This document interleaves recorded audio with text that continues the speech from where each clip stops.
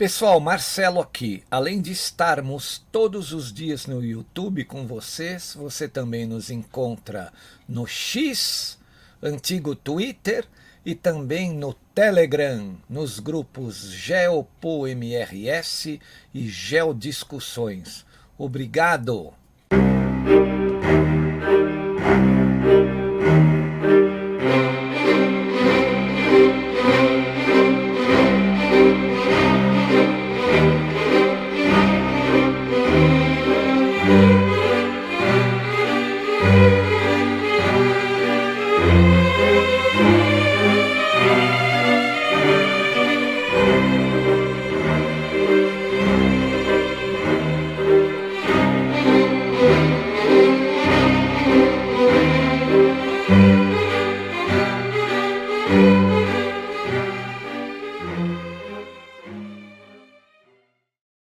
E aí, pessoal, eu sou o Marcelo Rossi, o analista aqui do canal Geopolítica e Operação Retomada, né?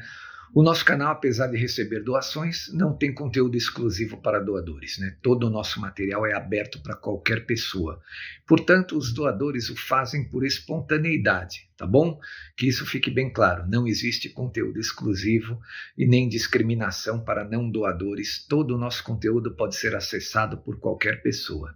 Muito obrigado a todos. Assistam aí a nova análise, espero que você goste. Valeu! E aí, pessoal, Marcelo Rossi, Geopolítica e Operação Retomada, voltando ao nosso canal. Hoje é um sábado, olha lá, hein? 6 de junho de 2026.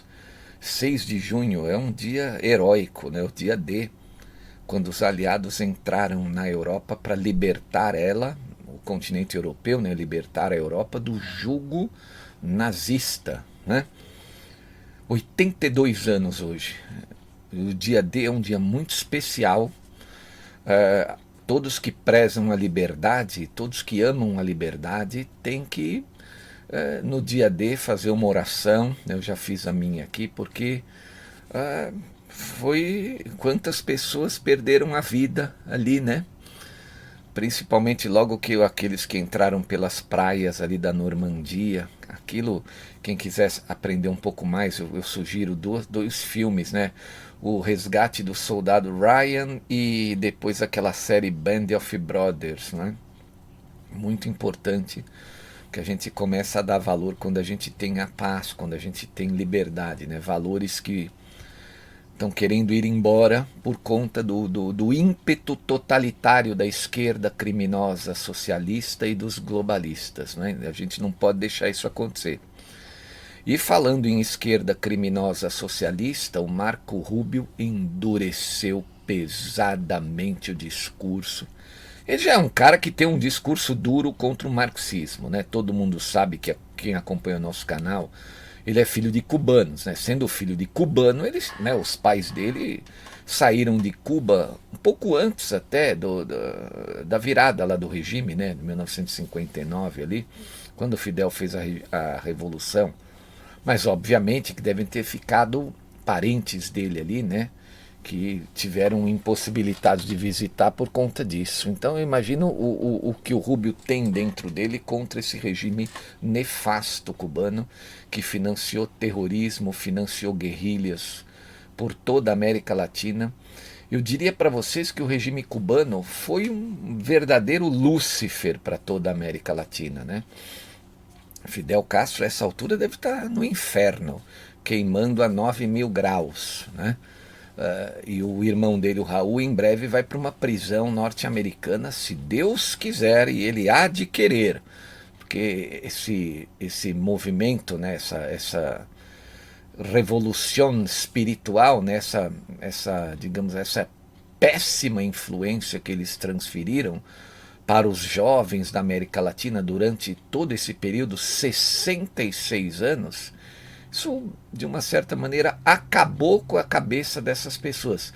Eu sempre digo que o pior crime da esquerda socialista foi destruir a melhor pessoa que cada um desses fanatizados poderiam ter sido.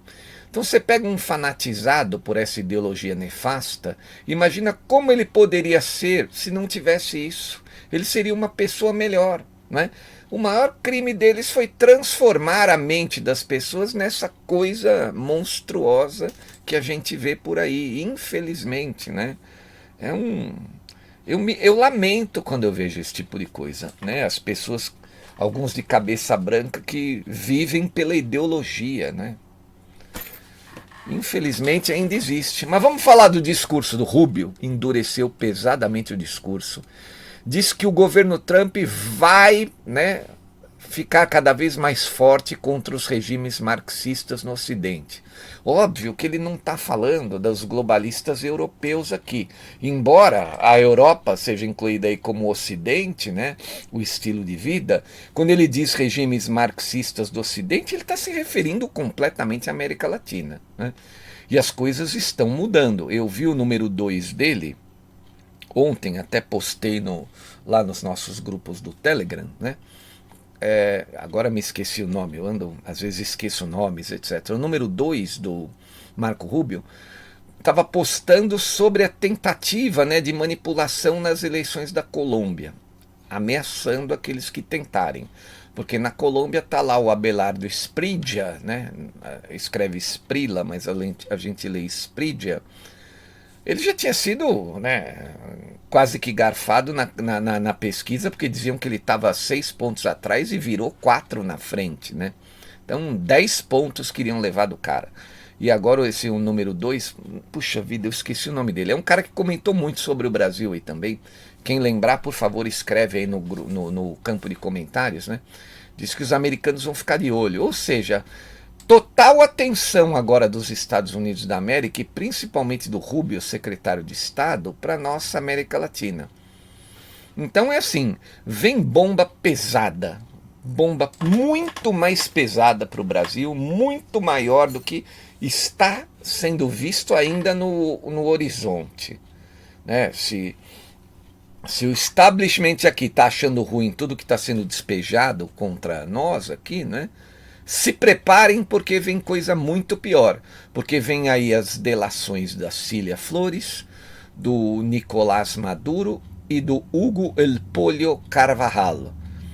E a do Pollo Carvajal foi tão pesada, foi tão forte, que o cara seria condenado à prisão perpétua e de repente, por conta de tudo que ele entregou, reverteu a sentença dele e ele entrou para viver como um cidadão comum dentro do programa de proteção à testemunha, com outro nome, com outra identidade, numa cidade qualquer dos Estados Unidos que ninguém vai saber, né?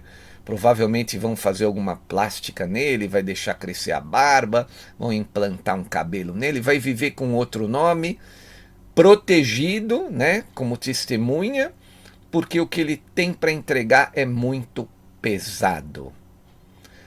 Logo depois, né, dessa situação aí envolvendo o Carvajal, alguns meses depois, 2, 3 meses depois, pegaram lá na Espanha o Zapatero. Então, olha, gente, apertem os cintos aí, comprem a pipoca e o champanhe, porque vem míssil. Vem míssil de guerra híbrida, virão mísseis de guerra híbrida contra toda a América Latina. E quem é que lidera hoje, né, os regimes socialistas da América Latina, a gente sabe, né? Não preciso falar aqui, né? Vamos ler essa matéria aqui. Eu peguei 2 veículos aqui da matéria, no Baluar TV, né? E depois do Código 22, falando sobre esse forte discurso. É um discurso que o Marco Rubio fez anteontem, hein? É coisa agora, ó. Ele disse que assim o seguinte, ó, Rubio mira governos de inspiração chavista e cubana. Não preciso falar mais nada, né? A declaração foi interpretada, a declaração de Rubio, como um recado direto a governos autoritários de esquerda da América Latina. O posicionamento reforça uma linha muito mais dura da política externa norte-americana para a região. Segundo a publicação do Diário 360, Rubio tratou governos de inspiração chavista, cubana, madurista, como ameaças à segurança dos Estados Unidos da América e a toda a estabilidade regional do nosso continente. A avaliação apresentada é que esses regimes não representam apenas fracassos econômicos e humanitários, Para o secretário, eles também teriam impacto direto sobre a segurança e a ordem política do continente. E o Rubio também fez um vídeo para todo o povo cubano, onde ele falava em espanhol. Sim, ele fala espanhol perfeitamente, né? Filho de cubanos. Você não diz que é um norte-americano, né? Falando espanhol, hablando espanhol, castelhano, né? Ó, mensagem de Rubio reforça uma nova postura dos Estados Unidos, não é nova, né? Desde que o Trump chegou, a gente sabia que isso iria chegar, isso iria vir mais cedo ou mais tarde. Veio um pouco mais tarde, né? Um ano e meio de governo, né? A gente dizia aqui no canal que a postura dele teria que mudar. Ele deixou claro até na fotografia, como 47º presidente, que seria um novo Donald Trump, né? Um Donald Trump 2.0. Né? Então eu disse o seguinte aqui: ao defender o enfrentamento de todas essas ditaduras, Rubio sinaliza uma política externa muito mais firme contra esses governos acusados de exportar instabilidade. O governo cubano fez isso durante 66 anos, destruiu a mente de muitos jovens no Brasil. Na época do regime militar, alguns foram mortos, né, em combate com os militares por conta dessa péssima influência e dessa insanidade, né, de achar que um regime nefasto como esses promoveria a tal da justiça social, né? Infelizmente, né, a gente fica imaginando assim, né, como essas pessoas poderiam ter vivido, né? Seriam outras pessoas, né, se não tivesse toda essa lorota, todo esse conto do vigário. Todos os cristãos, né, sabem que essa lorota, o conto do vigário, é bem típica, né, do demônio, de Lúcifer, que é bem aquela história no paraíso, né? Ó, Eva, come desse fruto que em vez de morrer você vai ser melhor do que Deus, né? Ou seja, conta uma lorota aí para o cara acreditar que ele acaba se matando. É isso aí que aconteceu, né? Foi isso aí, contar a lorota. Não, vamos promover justiça social, todo mundo vai ser feliz aqui na Terra, todo mundo vai viver bem. Infelizmente, tem trouxa que acredita nessa ladainha até hoje. Tem trouxa que pegou em armas por conta dessa ladainha. E tem, infelizmente, né, trouxas que morreram por causa dessa ladainha. Morreram, enquanto os grandes líderes que impuseram a ladainha estão aí vivendo nababescamente com seus bilhões no exterior. Vocês acham que os líderes cubanos são pobres? O povo está sem energia e eles não têm energia também, né? Vocês acham que os líderes aqui, né, o establishment aqui, o político, o pai dos pobres é pobre, né? Tem gente que acredita nisso ainda, não. Vamos lá, o discurso também se distancia de estratégias anteriores de acomodação ou engajamento diplomático que foi promovido por todos aqueles governos que sucederam o Ronald Reagan, né? Mesmo os republicanos ali, que foram o George Bush pai e depois o George Bush filho, eles se acomodaram, não vamos fazer nada. O Kennedy, né, que muita gente cultua, que poderia ter acabado com aquela revolução naquela época, né, e muita gente da direita cultua esse democrata, né, foi muito fraco, e infelizmente ele não resolveu, né. Então a ditadura ficou lá instalada há 66 anos, mandando dinheiro para muita gente, né, tentar fazer sua revolução, né, e acabaram sendo roubados por outros marxistas de outras nações, inclusive alguns do Brasil, né, pegaram o dinheiro do Fidel Castro lá para fazer revolução aqui e acabaram investindo em patrimônio pessoal. Não vou falar quem, mas muita gente já sabe quem é, né? Muita gente, um político famoso daquela época que já morreu, né? Então, ó, declaração ocorre em meio a disputas ideológicas na região. A fala de Rubio também aparece em um momento de forte debate sobre o avanço de projetos socialistas e autoritários em toda a América Latina. Eles estão caindo agora, né? Não é muito pelo contrário, não é avanço, é decadência, né? A América Latina socialista já foi muito maior aqui por um pouco que o Foro de São Paulo não fechou toda a pátria grande latino-americana, implantou a tal da Ursal e nos trancaria para sempre no meio a toda essa porcaria. Foi por um triz ali. Estou falando de coisa de mais ou menos uns 10, 12 anos atrás, né, na época do governo Dilma. Né? Rubio indicou também que os Estados Unidos não aceitarão que regimes marxistas ampliem sua instabilidade, o narcotráfico e migração em massa no continente. Né? A declaração coloca liberdade, segurança regional e influência política no centro de toda essa discussão. Então acho que ficou claro, né? E os governos marxistas, com certeza, depois desse discurso de Rubio, não devem estar dormindo à noite. Agora, o pior desse discurso do Rubio é o seguinte, né? Vamos lá. O pior desses caras é o seguinte, eles imaginarem que o Rubio está sendo cotado para ser o próximo presidente americano porque dispõe de muita credibilidade. Olha, eu tenho certeza que ele deve ter mais credibilidade até que o próprio Trump dentro dos Estados Unidos, né? Porque o Trump andou se desgastando um pouco com o povo com essa história de subir a gasolina lá por conta da alta do petróleo. Agora o Rubio não, né?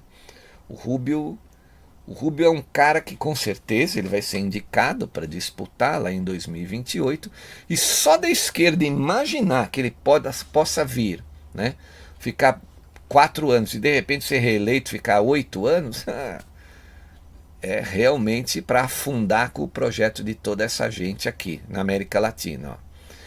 Já outra matéria então do blog Código 22, né, com data de ontem à noite, ó, Marco Rubio endurece muito o discurso, Estados Unidos não tolerarão mais regimes marxistas radicais no hemisfério ocidental aqui, ó, no nosso continente. Ó. O que escreveu o Rubio aqui? Vamos lá. Ó. Durante décadas, Cuba tem sido a capital mundial do terrorismo radical da esquerda. O regime em Havana recrutou, treinou e apoiou movimentos marxistas e terceiro-mundistas violentos em todo o nosso hemisfério e além disso. Hoje estamos visando a rede que viabiliza e financia as operações subversivas e radicais de Cuba, em conformidade com as autoridades de sanções criadas pela inovadora ordem executiva do presidente Trump sobre Cuba. Estou designando as seguintes entidades, né, ó.